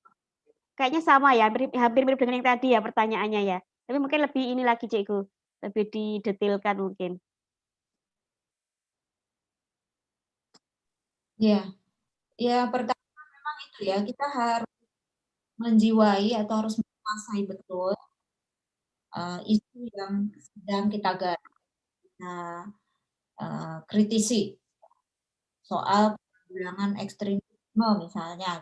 Berarti kita harus banyak mencari sudut pandang ekstremisme menurut sudut pandang pihak lain gitu ya, yang kemudian ingin kita counter gitu kan. Sama kalau kita ingin mengkonter ide feminisme, berarti kita harus betul-betul paham pemahaman feminisme di benak orang-orang feminis itu seperti apa, sehingga kita menganalisanya atau mengcounternya juga tepat sesuai dengan pemahaman mereka. Nah, kalau bermain cantiknya supaya tidak frontal, yaitu permainan kata. Permainan kata nanti kita lakukan dalam bentuk ini ya, bagaimana kita menempatkan pihak lain itu ya, kita lebih empati, maksudnya menempatkan pihak lain itu mungkin belum paham dengan dari sudut pandang Islamnya seperti apa, seperti itu. Jadi kita lebih bersifat apa ya, merangkul atau mungkin tidak frontal gitu ya. Contohnya mungkin pernah saya memberikan contoh nih ya, di kelas menulis mungkin pernah saya sampaikan. Misalnya kalau waktu kepolisian ya, Polri itu membatalkan, bukan membatalkan sih, menunda kebolehan poluan untuk berhijab, ya. Berjilbab, tapi jilbab dalam makna berkerudung waktu itu ya. Itu saya nulis ya, saya nulis Polri anti jilbab, marah Polrinya ya, saya terciduk gitu. Langsung. Tapi saya pakai bahasa yang lebih empati, pakai judulnya gini, menunggu Polri ramah jilbab gitu. Jadi itu sebagai satu teknik cantik gitu ya, untuk saya puji dulu gitu ya, Polri, kepolisian sekarang hebat, udah memberikan kesempatan poluan untuk boleh kerudung gini-gini, tapi sayang ternyata kebijakan itu gara-gara ini baru dikritik sedikit, kemudian dipuji lagi. Kita berharap Polri itu nanti menjadi contoh lembaga yang memberikan izin pada stafnya untuk sehingga ditiru oleh instansi lain. Gitu. Nah itu kalau polisi yang baca nggak marah gitu ya. Karena kita justru mengharapkan sesuatu yang baik bagi mereka gitu loh. Nah contohnya seperti itu. Jadi ya memang sih saya melihat tulisan teman-teman, apalagi ini ada juga saya baca di chatting itu ya, tulisan media internal kita, ya. Media internal kita itu kan frontal ya, termasuk frontal kalau gitu. Nah, ya memang itu membongkar rezim ya, itu gaya saya pribadi nggak mengambil gaya seperti itu gitu ya. Tapi apa yang saya sajikan itu kan hanya beda ya aja bahasa gitu. Nah itu dari sisi pengemasan diksinya, pengemasan kalimatnya gitu. Nah itu juga bisa berpengaruh terhadap cara kita menyajikan argumen tadi. Itu Mbak Ruth. Oke. Jazakallah Cikgu. Semoga penanya yang dari YouTube puas ya. Oke, selanjutnya saya mau pilih yang raise hand. Ini ada, ini Mbak Asri Mulya. Online nggak ini? Coba buka mute-nya. Mikrofonnya dibuka, di-unmute. Mohon Mbak maaf. Asri Mulya. Tadi raise hand yang pertama. Enggak, bukan pertanyaan. Gitu. Iya. Yang Baru saya mau tanya, boleh? Membuka itu. Sebentar. Di-mute dulu, biar bisa konsentrasi. Berarti bukan penanya sekarang ya, Mbak Asri Mulya? Bukan, Bu. Oke, saya pilih yang lain. Coba di chatting.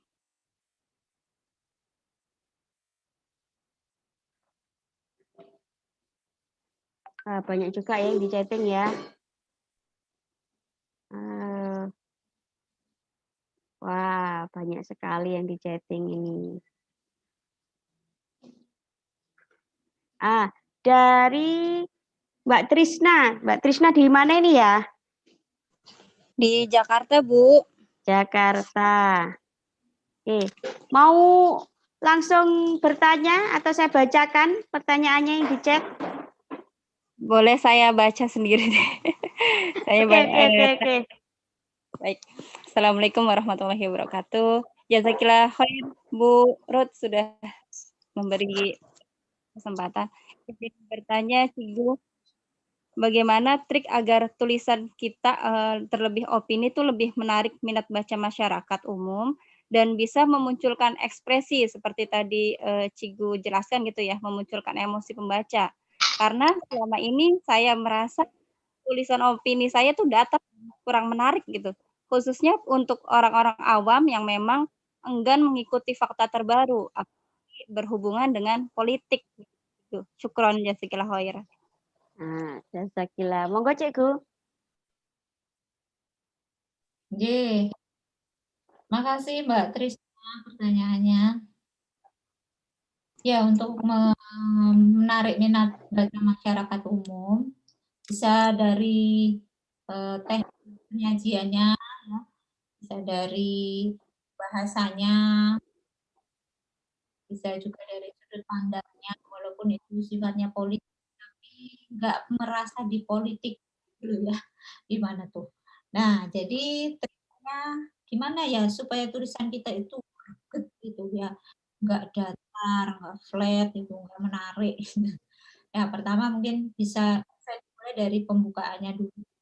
Bikin lead-nya yang menarik lah, lead atau pembukaannya yang menarik. Bisa dimulai dengan kalau ini tugas ya di media pun sebenarnya juga boleh.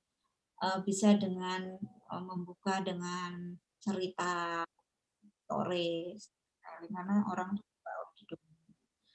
Kemudian bisa juga dengan kutipan-kutipan yang menarik itu kan. Judulnya juga yang pak gitu, judulnya yang menarik perhatian. Gitu. Jadi banyak sisi sih. Kemudian kalau orang awam nggak ini tertarik dengan isu politik, nah, dicarilah kalau saya pakai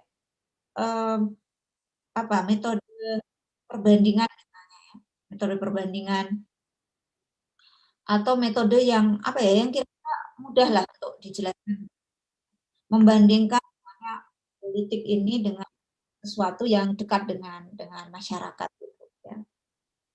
Misalnya sekarang kan lagi ada berita terbaru utang Indonesia mencapai sekian ribu triliun gitu ya. Orang-orang awam mungkin EGP gitu ya, emang gue pikirin ngapain mikirin utang negara gitu kan. Nah itu kita bisa menghadirkan pembandingan dengan situasi yang dihadapi oleh masyarakat. Misalnya utang dalam konteks rumah tangga misalnya gitu ya dihadirkan. Gimana sih bahaya dampaknya itu enggak enaknya orang yang punya utang banyak gitu.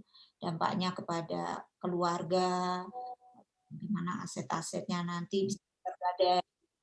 Nah, yang bisa diindra masyarakat adalah kehidupan dia sehari-hari misalnya atau fakta yang dihadapkan hutang piutang dalam konteks bermasyarakat, bermuamalah.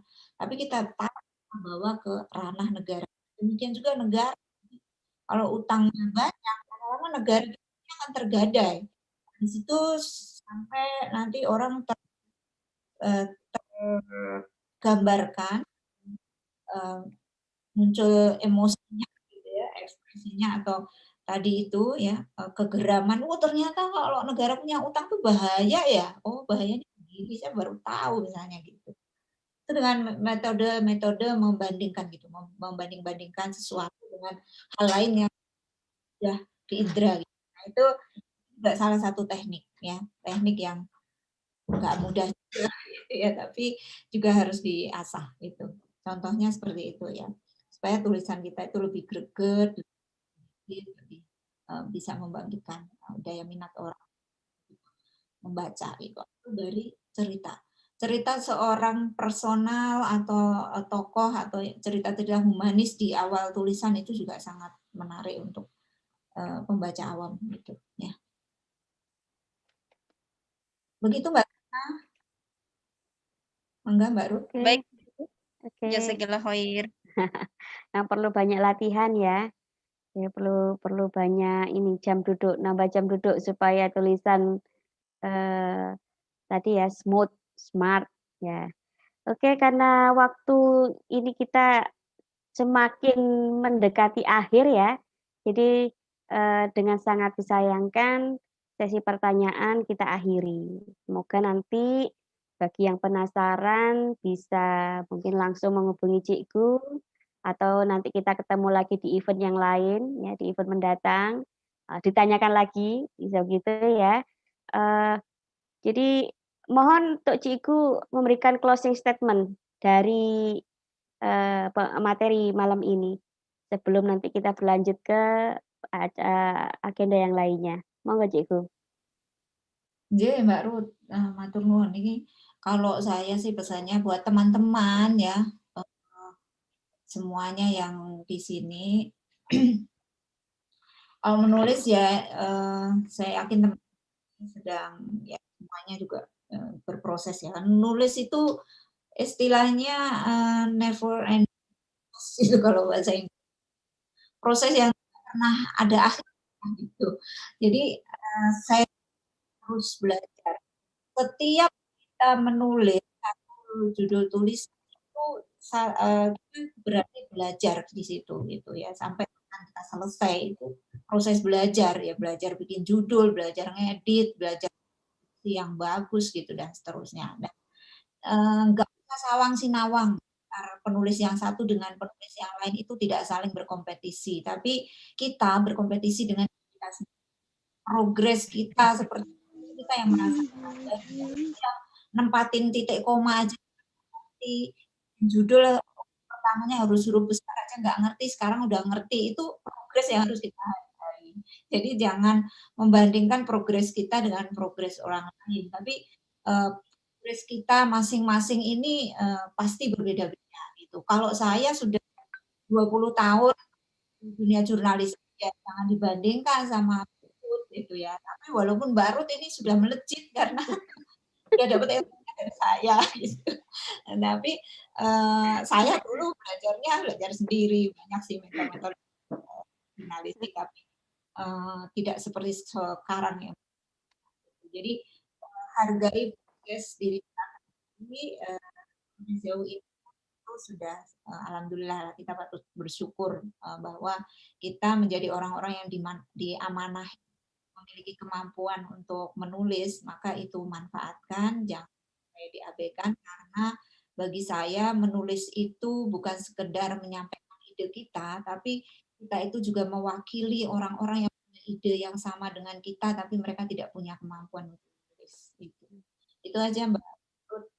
Terima kasih. Masya Allah, ini konsep yang luar biasa ya. Kalau selama ini mungkin secara nggak langsung kita membandingkan dengan penulis yang lain, kok saya nggak bisa kayak gitu ya? Kok saya nggak bisa seproduktif itu ya? Ternyata ini konsep yang ini ya harus dirubah. Jadi kita harus bersaing dengan diri kita sendiri. Ya itu yang terbaik untuk memunculkan kualitas. Oke, kita sudah mendapatkan ilmu yang luar biasa. Moga-moga bisa dibawa sebagai oleh-oleh yang bermanfaat untuk motivasi menulis. Ya intinya penulis itu never ending learning ya, jadi nggak pernah ada selesainya, terus menerus kita menulis.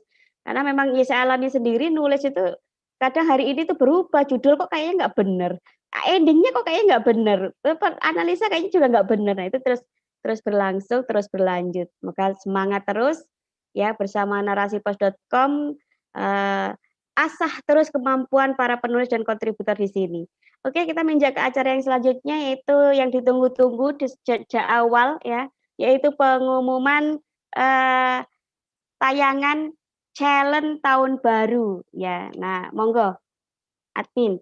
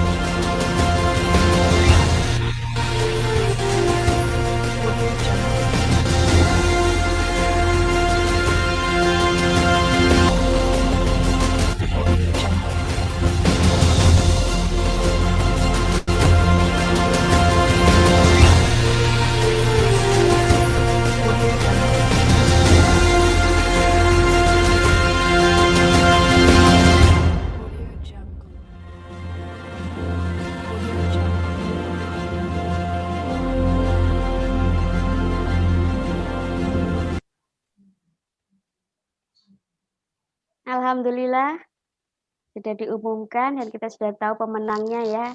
Wah, selamat untuk pemenangnya.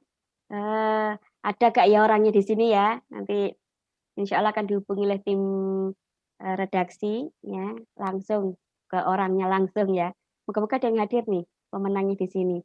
Nah, seperti biasa, narasipos.com itu senantiasa konsisten mengadakan challenge-challenge sebagai stimulasi untuk para penulis dan kontributor untuk mengasah kemampuan menulis ya. Jadi biasanya nih penulis-penulis itu kan semangat menulisnya itu kalau ada challenge gitu ya. Jadi seperti kalau di Revo Fighter ada OP. Nah, di narasipos.com itu juga ada challenge yang terbaru. Nanti sebentar lagi akan saya share tayangan videonya. Jadi untuk for your information, setiap challenge-nya narasipos.com itu ada reward yang luar biasa. Kan rugi deh kalau nggak ikut ya. Jadi rugi kalau nggak ikut karena apa? Ini dengar-dengar ya dari bisik-bisik tetangga ini reward-nya 1 juta ya. Senilai 1 juta rupiah. Masya Allah.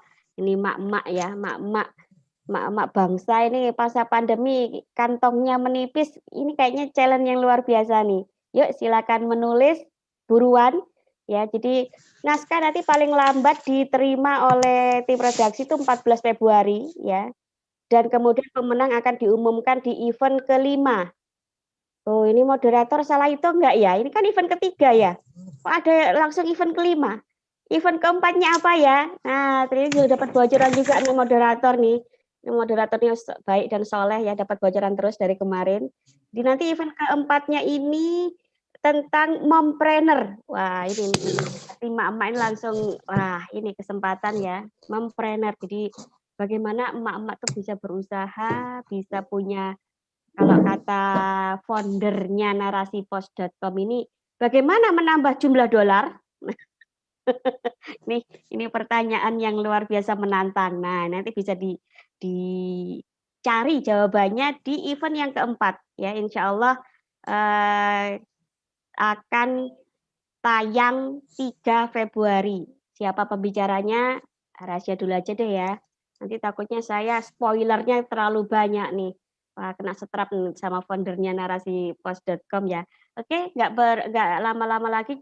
Monggo ditayangkan untuk challenge Februari.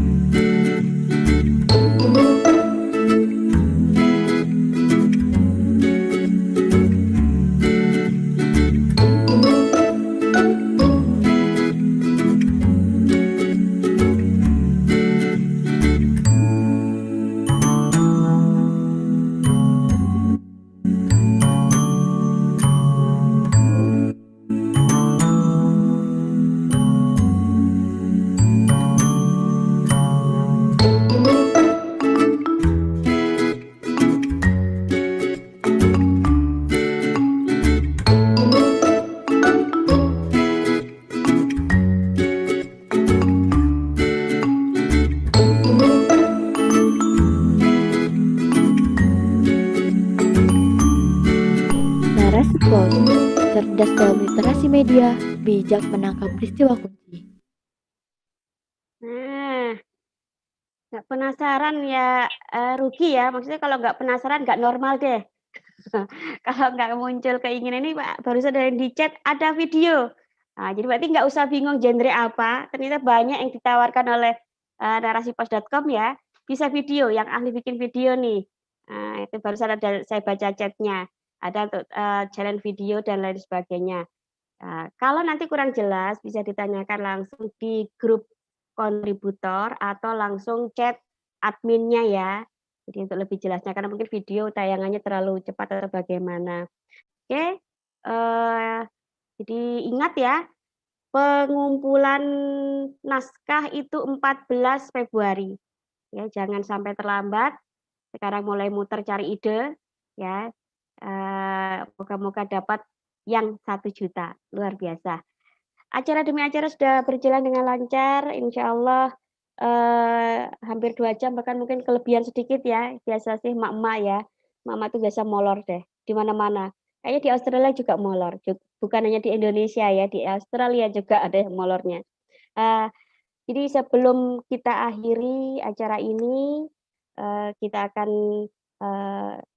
bacakan doa untuk lebih mendapatkan hikmahnya acara ini dan ilmu yang bermanfaat bagi kita ke semua. Monggo untuk petugas, silahkan.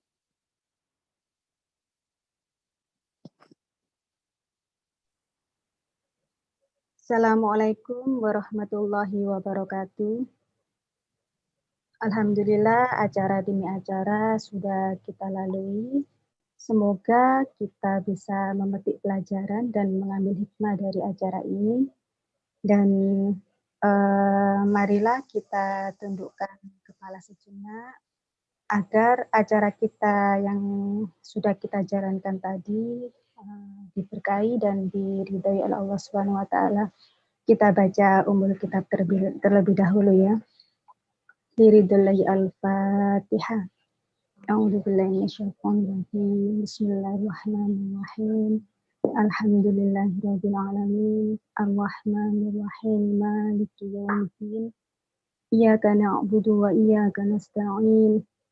Ihdinas siratal mustaqim.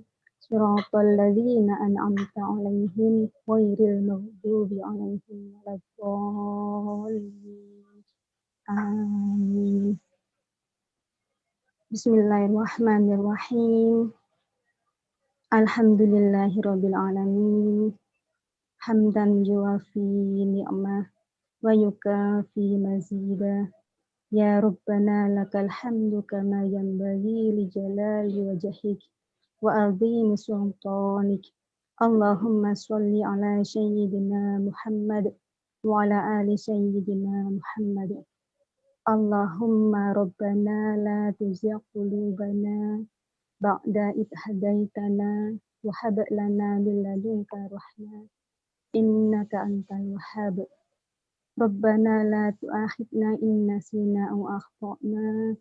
Rabbana wa la tuhammilna ma la taqata lana bih wa'fu anna waghfir lana warhamna anta maulana fansurna 'alal qawmil kafirin. Allahumma fir lana wa liwalidayna warhamhuma kama rabbayana shighara. Rabbana hab lana min azwajina wa dhurriyyatina qurrata a'yun waj'alna lil muttaqina imama. Allahumma inna nas'aluka dawlatan khilafatan rasyidatan ala minhajin nubuwah tu'izu bihal islam wa ahla wa tudillu bihal kufra wa ahla innaka ala kulli syai'in qadir innaka ni'mal maula wa ni'man nasir. Tulijul Allahu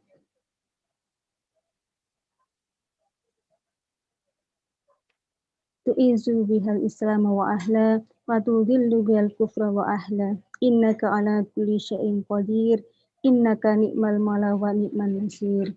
Allahumma la tahrimna ajraha wa la tahrimna aisha bi dhilliha wa akrimna bi raf'il liwa'iha ya rabbal alamin. Rabbana atina fid dunya hasanah wa fil akhirati hasanah wa qina adzabannar. Subhana rabbika rabbil izzati amma yasifun wa salamun alal mursalin walhamdulillahi rabbil alamin. Wassalamualaikum warahmatullahi wabarakatuh. Waalaikumsalam warahmatullahi wabarakatuh. Alhamdulillah acara sudah sampai pada penghujung. Semoga bermanfaat. Terima kasih untuk para peserta hari ini yang hadir dari awal hingga akhir. Juga untuk Cik Bu Asri atas materi dan waktunya. Dan kemudian untuk pada tim redaksi yang sudah bekerja keras ya. Hari ini kita digoda oleh sinyal, tapi alhamdulillah kesininya jadi lancar. Semoga nanti di event yang akan datang lebih bisa ini lagi. Untuk sebelum saya tutup acara ini, jadi saya umumkan kepada peserta yang ada hari ini supaya yang pemenang tadi yang mendapatkan dari challenge tahun baru itu segera menghubungi secara japri ke founder narasipos.com. Jadi Mom Andrea ya. Semoga nanti kalau misalnya tidak ada nomor teleponnya atau tidak tahu bisa tanya ke admin ya. Jadi bisa menghubungi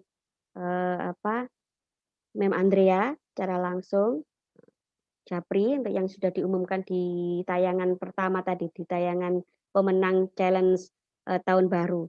Kemudian untuk para penanya ya tadi nanti akan dihubungi ya, dan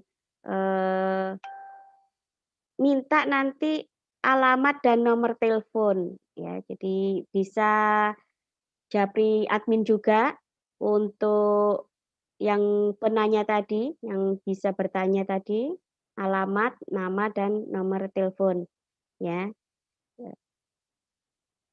Itu untuk pengumuman yang sebelum saya akhiri.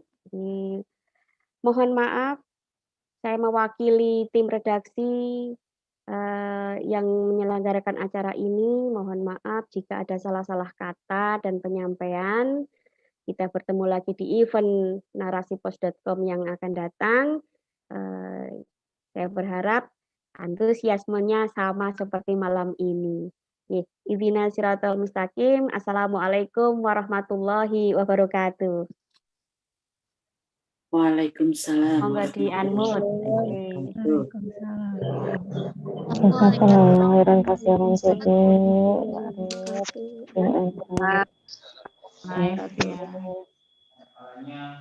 Izin lab ya. Ya, monggo. Garut. Izin lip ya. Ya. Barut. Ya, Bu Ketua, Bu Suryani dari Makassar, Masya Allah. Barut enggak, cuma mengingatkan doang. Tadi yang masuk itu Mbak Ibu Andrea dulu pernah mengingatkan loh, itu yang pertama mendaftar ya, enggak ya? Oh iya. Oh nanti admin ya? Ya, nanti siapa tahu kelupaan. oleh admin ya nanti ya. Iya. Enggak, saya lihat di kontributor itu diingatkan terus sama. Iya. Wah. Karena waktunya mepet ya, jadi iya sudah lewat sekali langsung. Sebenarnya. Ya betul. Jazakillah khair. Terima kasih. Lip. Syukron pada panitia. Di Makassar sudah jam berapa ya ini? Sudah ini Mbak 10.15. Oh. Oke. Syukron Mbak Ruth. Jazakillah wa iyaki. Matur suwun, mohon diri. Bu